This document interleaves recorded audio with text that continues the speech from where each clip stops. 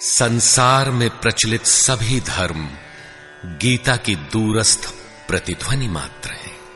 भगवान महावीर, भगवान गौतम बुद्ध, गुरु नानक, कबीर इत्यादि के श्रद्धापूरित तप सिद्धांतों की उच्चतम अभिव्यक्ति गीता है।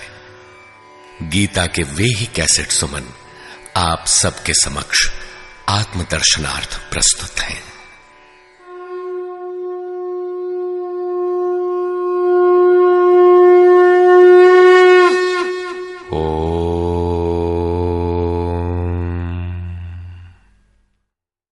श्री परमात्मने नमः। यथार्थ गीता, श्रीमद् भगवत गीता, अथ सप्तमोऽध्यायः। गत अध्यायों में गीता के मुख्य प्रायः सभी प्रश्न पूर्ण हो गए हैं। निष्काम कर्म योग, ज्ञान योग, कर्म और यज्ञ का स्वरूप और उसकी विधि, योग का वास्तविक स्वरूप और उसका परिणाम तथा अवतार, वर्ण संकर, सनातन आत्मस्थित महापुरुष के लिए भी लोक हितार्थ कर्म करने पर बल, युद्ध इत्यादि पर विशद चर्चा की गई। अगले अध्यायों में योगेश्वर श्री कृष्ण ने इन्हीं से संदर्भित अनेक पूरक प्रश्नों को लिया है, जिनका समाधान तथा अनुष्ठान आराधना में सहायक सिद्ध होगा। छठे अध्याय के अंतिम श्लोक में योगेश्वर ने यह कहकर प्रश्न का स्वयं बीजारोपण कर दिया कि जो योगी मद्गतेनांतरात्मना, मुझ में अच्छी प्रकार स्थित अंतःकरण वाला है, उसे मैं अतिशय श्रेष्ठ योगी मानता हूं। परमात्मा में अच्छी प्रकार स्थिति क्या है? बहुत से योगी परमात्मा को प्राप्त तो होते हैं, फिर भी कहीं कोई कमी उन्हें खटकती है। लेश मात्र भी कसर न रह जाए, ऐसी अवस्था कब आएगी? संपूर्णता से परमात्मा की जानकारी कब आएगी, कब होती है? इस पर योगेश्वर श्री कृष्ण कहते हैं, श्री भगवान उवाच मय्यासक्तमनाः पार्थ योगं युञ्जन्मदाश्रयः असंशयं समग्रं मां यथा ज्ञास्यसि तच्छृणु। पार्थ, तू मुझ में आसक्त हुए मन वाला, बाहरी नहीं अपितु मदाश्रय अर्थात मेरे परायण होकर योग में लगा हुआ, छोड़कर नहीं, मुझको जिस प्रकार संशय रहित जानेगा उसको सुन, जिसे जानने के पश्चात लेश मात्र भी संशय न रह जाए। विभूतियों की उस समग्र जानकारी पर पुनः बल देते हैं।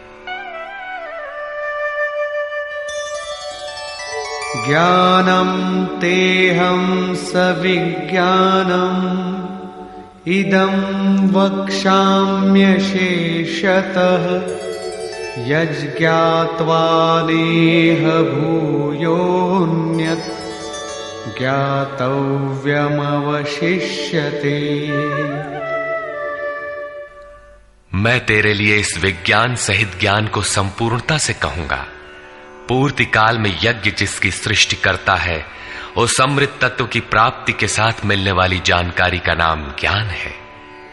परम तत्व परमात्मा की प्रत्यक्ष जानकारी का नाम ज्ञान है। महापुरुष को एक साथ सर्वत्र कार्य करने की जो क्षमता मिलती है, वो विज्ञान है। कैसे वो प्रभु एक साथ सबके हृदय में कार्य करता है, किस प्रकार वो उठाता, बैठाता और प्रकृति के द्वंद्व से निकालकर स्वरूप तक की दूरी तय करा लेता है, उनकी इस कार्य प्रणाली का नाम विज्ञान है। इस विज्ञान सहित ज्ञान को संपूर्णता से कहूंगा, जिसे जानकर, सुनकर नहीं, संसार में और कुछ भी जानने योग्य नहीं रह जाएगा। मानने वालों की संख्या बहुत कम है।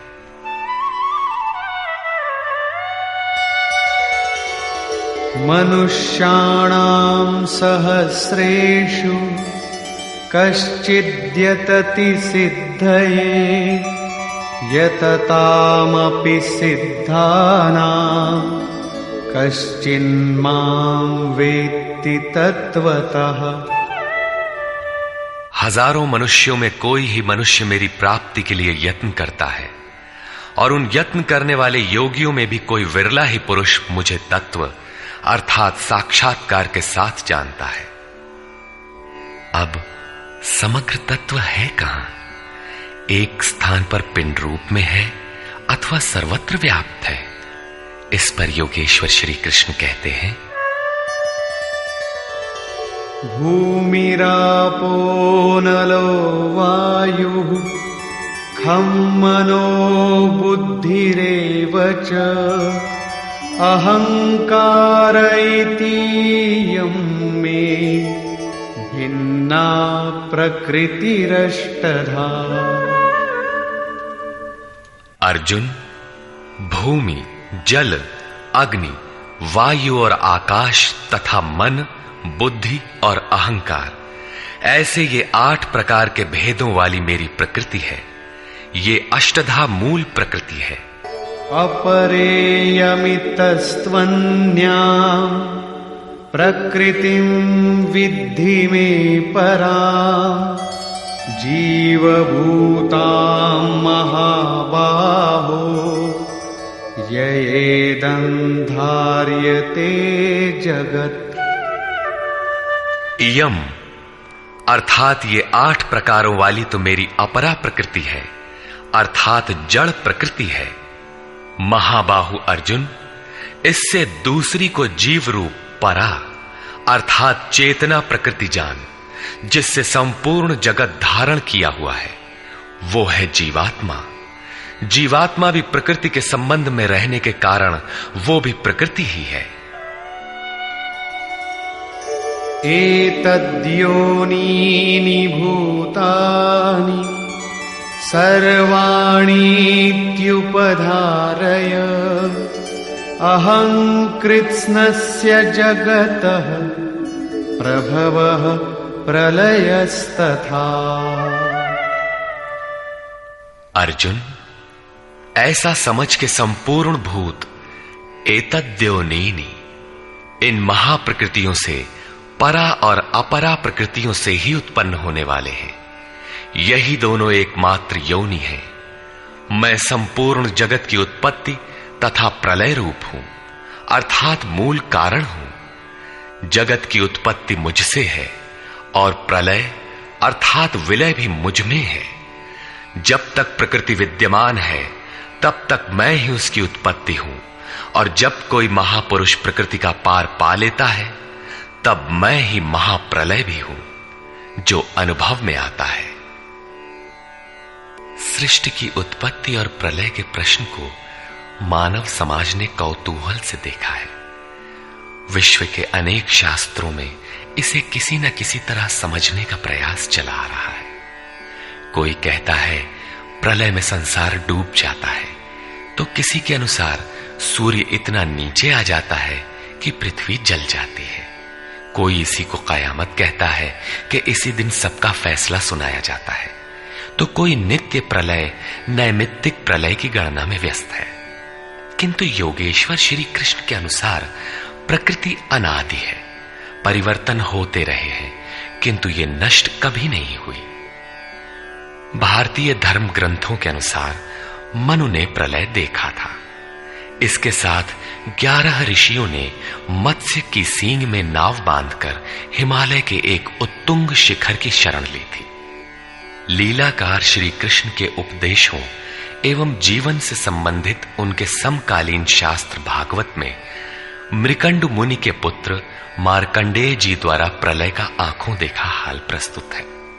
वे हिमालय के उत्तर में पुष्पभद्रा नदी के किनारे रहते थे। भागवत के 12 स्कंद के 8वें और 9वें अध्याय के अनुसार शौनक आदि ऋषियों ने सूत जी से पूछा कि मार्कंडेय जी ने महाप्रलय में वट के पत्ते पर भगवान बाल मुकुंद के दर्शन किए थे, किंतु वे तो हमारे ही वंश के थे और हमसे कुछ ही समय पूर्व हुए थे। उनके जन्म के बाद न तो कोई प्रलय हुआ और न ही सृष्टि ही डूबी, सब कुछ यथावत है। तब उन्होंने कैसा प्रलय देखा? सूत जी ने बताया कि मार्कंडेय जी की प्रार्थना से प्रसन्न होकर नर नारायण ने उन्हें दर्शन दिया। मार्कंडेय जी ने कहा कि मैं आपकी वो माया देखना चाहता हूं जिससे प्रेरित होकर ये आत्मा अनंत योनियों में भ्रमण करता है। भगवान ने स्वीकार किया और एक दिन जब मुनि अपने आश्रम में भगवान के चिंतन में तन्मय हो रहे थे, तब उन्हें दिखाई पड़ा कि चारों ओर से समुद्र उमड़कर उनके ऊपर आ रहा है। उसमें मगर छलांगे लगा रहे थे। उनकी चपेट में ऋषि मार्कंडेय भी आ रहे थे। वे इधर उधर बचने के लिए भाग रहे थे। आकाश, सूर्य, पृथ्वी, चंद्रमा, स्वर्ग, ज्योतिष मंडल सभी उस समुद्र में डूब गए। इतने में मार्कंडेय जी को एक बरगद का पेड़ और उसके पत्ते पर एक शिशु दिखाई दिया। श्वास के साथ मार्कंडेय जी भी उस शिशु के उदर में चले गए और अपना आश्रम, सूर्य मंडल सहित सृष्टि को जीवित पाया और पुनः श्वास के साथ उस शिशु के उदर से वे बाहर आ गए। नेत्र खुलने पर मार्कंडेय ने अपने को उसी आश्रम में अपने ही आसन पर पाया। स्पष्ट है कि करोड़ों वर्ष के भजन के पश्चात उन मुनि ने ईश्वरीय दृश्य को अपने हृदय में देखा, अनुभव में देखा। बाहर सब कुछ ज्यों का त्यों था। अतः प्रलय योगी के हृदय में ईश्वर से मिलने वाली अनुभूति है। भजन की पूर्ति काल में योगी के हृदय में संसार का प्रवाह मिटकर अव्यक्त परमात्मा ही शेष बचता है। यही प्रलय है। बाहर प्रलय नहीं होता। महाप्रलय शरीर रहते ही अद्वैत की अनिर्वचनीय स्थिति है। ये क्रियात्मक है। केवल बुद्धि से निर्णय लेने वाले भ्रम का ही सृजन करते हैं, चाहे हम हों या आप। इसी पर आगे देखें। मत्तः परतरं नान्यत् किंचिदस्ति धनंजय मयि सर्वमिदं प्रोतं सूत्रे मणिगणा इव। धनंजय, मेरे सिवाय किंचन मात्र भी दूसरी वस्तु नहीं है।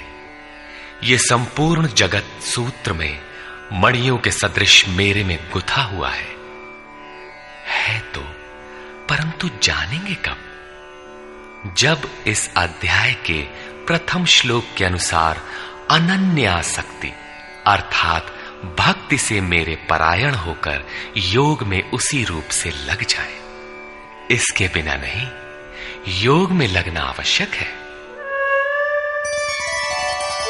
रसोऽहमप्सु कौन्तेय प्रभास्मि शशि सूर्ययोः प्रणवः सर्ववेदेषु शब्दः के पौरुषं नृषु।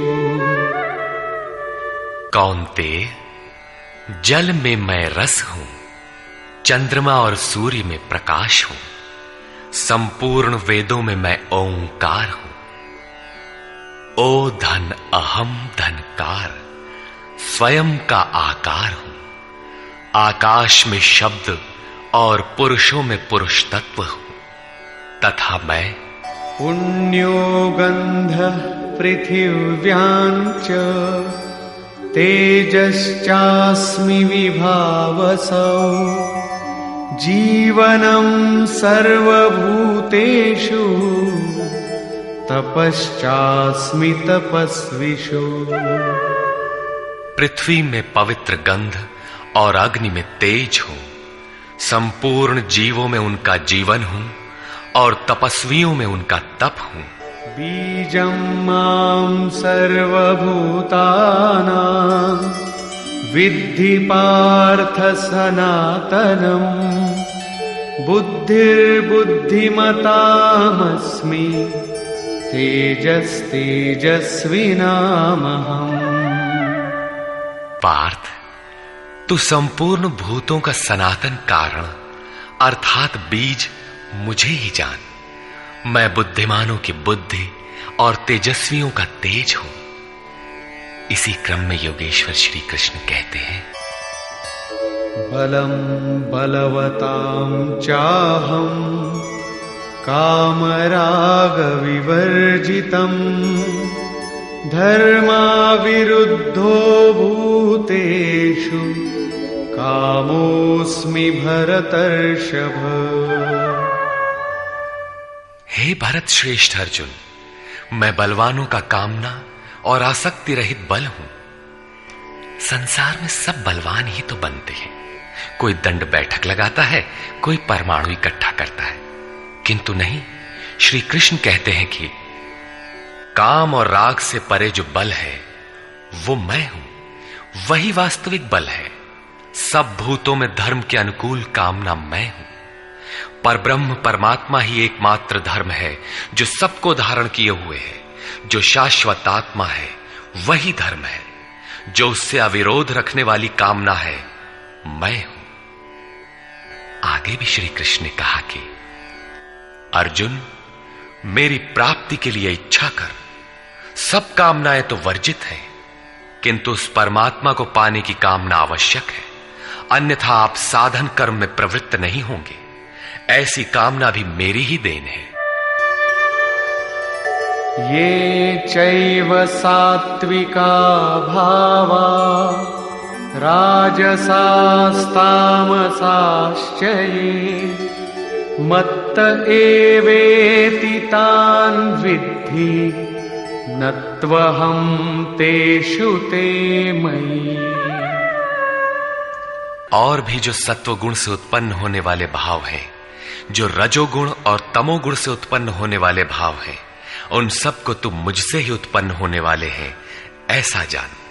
परंतु वास्तव में उनमें मैं और वे मेरे में नहीं हैं, क्योंकि न मैं उनमें खोया हूं और न वे ही मुझ में प्रवेश कर पाते हैं। क्योंकि मुझे कर्म से स्पृहा नहीं है, मैं निर्लेप हूं, मुझे इनमें कुछ पाना नहीं है, इसलिए मुझ में प्रवेश नहीं कर पाते।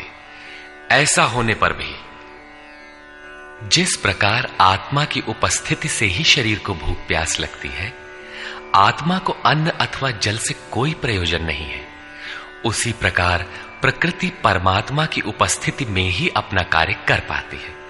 परमात्मा उसके गुण और कार्यों से निर्लेप रहता है। त्रिभिर्गुणमयैर्भावैः एभिः सर्वमिदं जगत् मोहितं नाभिजानाति मामेभ्यः परमव्ययम्। सात्विक, राजस और तामस, इन तीन गुणों के कार्य रूप भावों से यह सारा जगत मोहित हो रहा है। इसलिए लोग इन तीनों गुणों से परे मुझ अविनाशी को तत्व से भली प्रकार नहीं जानते। मैं इन तीनों गुणों से परे हूं, अर्थात जब तक अंश मात्र भी गुणों का आवरण विद्यमान है तब तक कोई मुझे नहीं जानता। उसे अभी चलना है, वो राही है। और दैवी ह्येषा गुणमयी मम माया दुरत्यया मामेव ये प्रपद्यन्ते मायामेतान्तरन्ति ते। ये त्रिगुणातीत मेरी अद्भुत माया दुस्तर है, किंतु जो पुरुष मुझे ही निरंतर भजते हैं वे इस माया का पार पा जाते हैं। ये माया है तो दैवी, परंतु अगरबत्ती जलाकर इसकी पूजा न करने लगे, इससे पार पाना है। न मां दुष्कृतिनो मूढ़ाः प्रपद्यन्ते नराधमाः मायया परितज्ञानाः आसुरं भावमाश्रिताः। जो मुझे निरंतर भजते हैं वे जानते हैं, फिर भी लोग नहीं भजते। माया द्वारा जिनका ज्ञान अपहरण कर लिया गया है, जो आसुरी स्वभाव को धारण किए हुए मनुष्यों में अधम काम क्रोधादि दुष्कृतियों को करने वाले मूढ़ लोग मुझे नहीं भजते। तो भजता कौन है? चतुर्विधा भजन्ते मां जनाः सुकृतिनोऽर्जुन आर्तो जिज्ञासुरर्थार्थी ज्ञानी च भरतर्षभ। हे भरत श्रेष्ठ अर्जुन, सुकृतिनः उत्तम अर्थात नियत कर्म, अर्थात जिसके परिणाम में श्रेय की प्राप्ति हो उसको करने वाले, अर्थार्थी अर्थात सकाम, आर्तः अर्थात दुख से छूटने की इच्छा वाले, जिज्ञासु अर्थात प्रत्यक्ष रूप से जानने की इच्छा वाले, और ज्ञानी अर्थात जो प्रवेश की स्थिति में है। इन चारों प्रकार के भक्तजन मुझे भजते हैं। अर्थ वो वस्तु है जिससे हमारे शरीर अथवा संबंधों की पूर्ति हो। इसलिए अर्थ, कामनाएं सब कुछ पहले तो भगवान द्वारा पूर्ण होते हैं। भगवान श्री कृष्ण कहते हैं कि मैं ही पूर्ण करता हूं, किंतु इतना ही वास्तविक अर्थ नहीं है। आत्मिक संपत्ति ही स्थिर संपत्ति है, यही अर्थ है। सांसारिक अर्थ की पूर्ति करते करते भगवान वास्तविक अर्थ आत्मिक संपत्ति की ओर बढ़ा देते हैं, क्योंकि वे जानते हैं कि इतने ही से मेरा भक्त सुखी नहीं होगा। इसलिए वे आत्मिक संपत्ति भी उसे देने लगते हैं। लोक लाहु परलोक निबाहु, लोक में लाभ और परलोक में निर्वाह, ये दोनों भगवान की वस्तु हैं। अपने भक्त को खाली नहीं छोड़ते। आर्त, जो दुखी हो, जिज्ञासु, समग्रता से जानने की इच्छा वाले जिज्ञासु मुझे भजते हैं। साधना की परिपक्व अवस्था में दिग्दर्शन अर्थात प्रत्यक्ष दर्शन की अवस्था वाले ज्ञानी भी मुझे भजते हैं। इस प्रकार 4 प्रकार के भक्त मुझे भजते हैं, जिनमें ज्ञानी श्रेष्ठ है, अर्थात ज्ञानी भी भक्त ही है। इन सब में भी तेषां ज्ञानी नित्ययुक्त एकभक्तिर्विशिष्यते प्रियो हि ज्ञानिनोत्यर्थम् अहं स च मम प्रियः। अर्जुन, उनमें भी नित्य मुझ में एक ही भाव से स्थित अनन्य भक्ति वाला ज्ञानी विशिष्ट है, क्योंकि साक्षात्कार के सहित जानने वाले ज्ञानी को मैं अत्यंत प्रिय हूं और वो ज्ञानी भी मुझे अत्यंत प्रिय है। वो ज्ञानी मेरा ही स्वरूप है। उदाराः सर्व एवैते ज्ञानी त्वात्मैव मे मतम् आस्थितः स हि युक्तात्मा मामेवानुत्तमां गतिम्। यद्यपि ये चारों प्रकार के भक्त उदार ही हैं, कौन सी उदारता कर दी?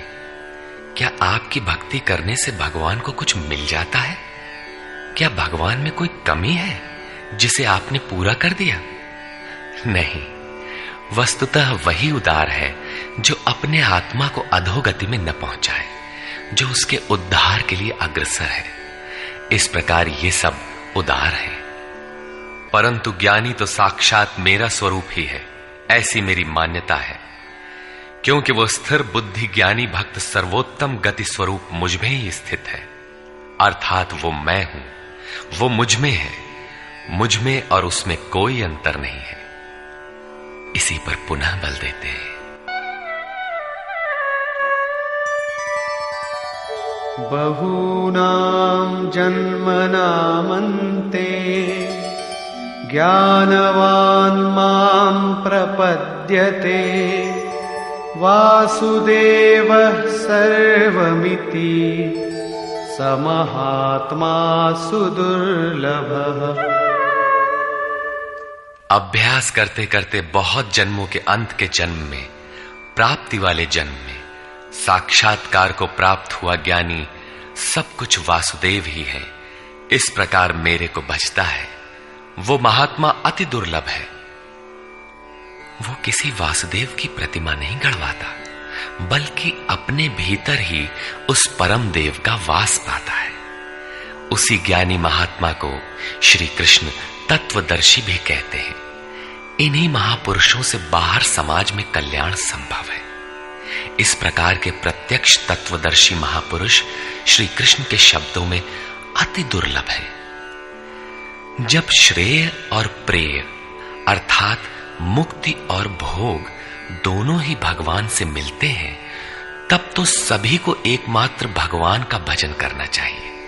फिर भी लोग उन्हें नहीं भजते। क्यों? श्री कृष्ण के ही शब्दों में, कामैस्तैस्तैर्हितज्ञानाः प्रपद्यन्तेऽन्यदेवताः तन्तन्नियममास्थाय प्रकृत्या नियताः स्वया। वो तत्वदर्शी महात्मा अथवा परमात्मा ही सब कुछ है। लोग ऐसा समझ नहीं पाते, क्योंकि भोगों की कामनाओं द्वारा लोगों का विवेक अपहरण कर लिया गया है।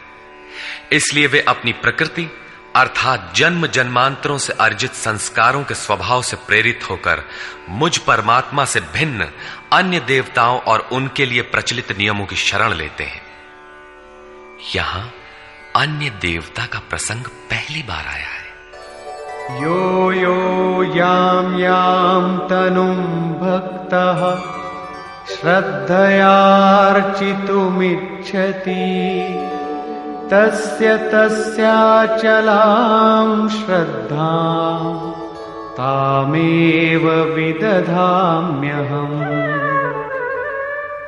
जो जो सकामी भक्त जिस जिस देवता के स्वरूप को श्रद्धा से पूजना चाहता है, मैं उसी ही देवता के प्रति उसकी श्रद्धा को स्थिर करता हूं।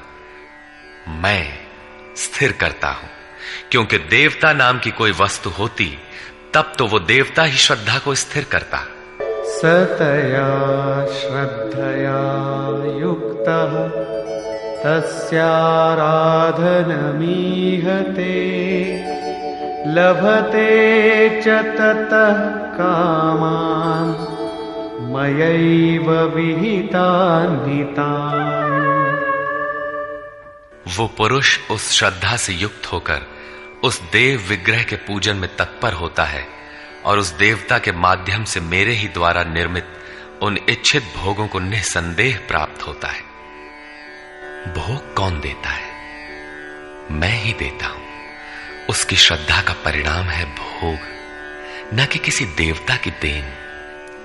किंतु वो फल तो पा ही लेता है, फिर इसमें बुराई क्या है? इस पर कहते हैं,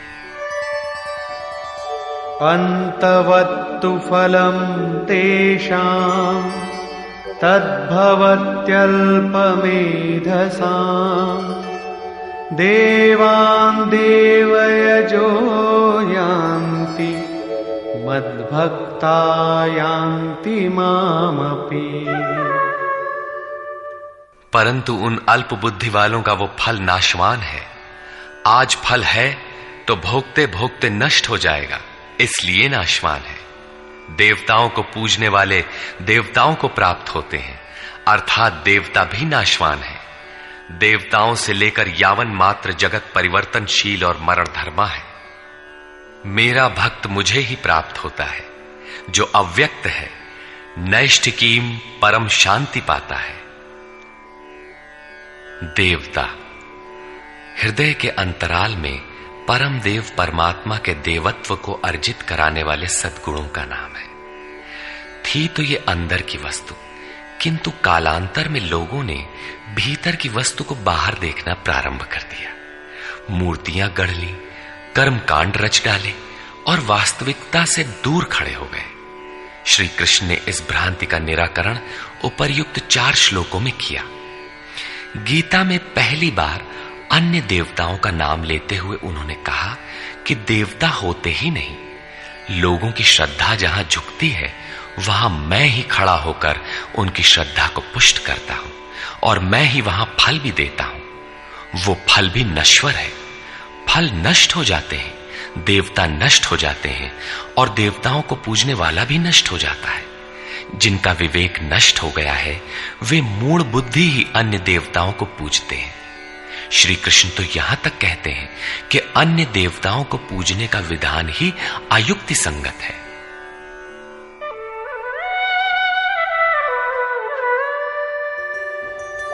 अव्यक्तं व्यक्तिमापन्नं मन्यन्ते माम बुद्धयः परं भावमजानन्तो ममाव्ययमनुत्तमम्। यद्यपि जब देवताओं के नाम पर देवता नाम की कोई वस्तु है ही नहीं, जो फल मिलता है वो भी नाशवान है, फिर भी सब लोग मेरा भजन नहीं करते, क्योंकि बुद्धिहीन पुरुष अर्थात कामनाओं द्वारा जिनका ज्ञान अपहृत हो गया है वे मेरे सर्वोत्तम, अविनाशी और परम प्रभाव को भली प्रकार नहीं जानते। इसलिए वे मुझ अव्यक्त पुरुष को व्यक्ति भाव को प्राप्त हुआ मानते हैं, मनुष्य मानते हैं। अर्थात श्री कृष्ण भी मनुष्य शरीरधारी योगी थे, योगेश्वर थे। जो स्वयं योगी हो और दूसरों को भी योग प्रदान करने की जिनमें क्षमता हो उन्हें योगेश्वर कहते हैं। साधना के सही दौर में पड़कर क्रमशः उत्थान होते होते महापुरुष भी उसी परम भाव में स्थित हो जाते हैं। शरीरधारी होते हुए भी वे उसी अव्यक्त स्वरूप में स्थित हो जाते हैं। फिर भी कामनाओं से विवश मंद बुद्धि के लोग उन्हें साधारण व्यक्ति ही मानते हैं। वे सोचते हैं कि हमारी ही तरह तो ये भी पैदा हुए हैं, भगवान कैसे हो सकते हैं। उन बेचारों का दोष भी क्या है, दृष्टिपात करते हैं तो शरीर ही दिखाई पड़ता है। वे महापुरुष के वास्तविक स्वरूप को देख क्यों नहीं पाते। इस पर योगेश्वर श्री कृष्ण से ही सुने। नाहं प्रकाशः सर्वस्य योगमाया समावृतः मूढ़ोऽयं नाभिजानाति लोको मामजमव्ययम्। सामान्य मनुष्य के लिए माया एक पर्दा है जिसके द्वारा परमात्मा सर्वथा छिपा है। योग साधना समझकर वो इसमें प्रवृत्त होता है। इसके पश्चात योग माया अर्थात योग क्रिया भी एक आवरण ही है। योग का अनुष्ठान करते करते उसकी पराकाष्ठा योगारूढ़ता आ जाने पर वो छिपा हुआ परमात्मा विदित होता है। योगेश्वर कहते हैं कि मैं अपनी योग माया से ढका हुआ हूं।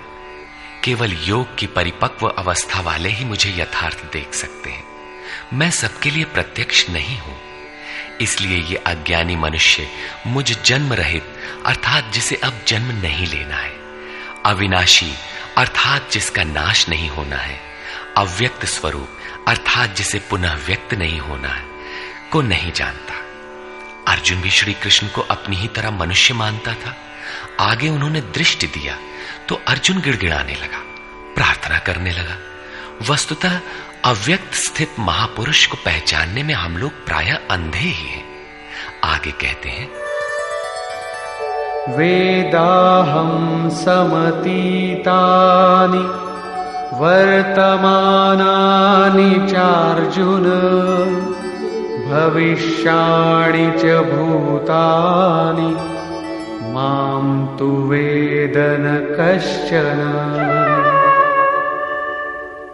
अर्जुन, मैं अतीत, वर्तमान और भविष्य में होने वाले संपूर्ण प्राणियों को जानता हूं, परंतु मुझे कोई नहीं जानता। क्यों नहीं जान पाता?